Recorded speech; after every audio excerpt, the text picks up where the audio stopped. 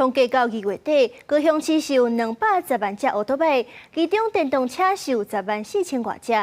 为着鼓励民众换骑电动车，高雄市的环保局增加补助，30岁以下的青年买电动机车补助3000，电池嘛有另外补助。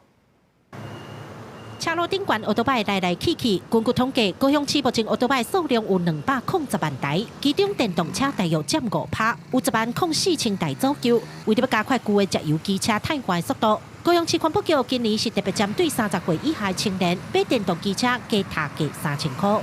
那青年在购车的一个比例，从111年的10% 提升到113年的24%。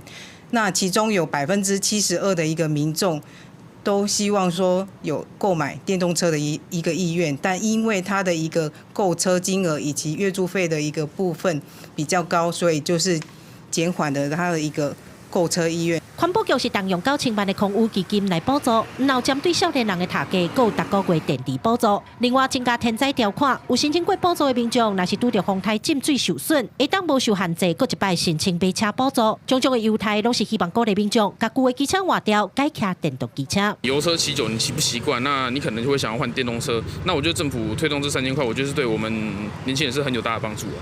它的电池好像没有一个比较合理的处理方式。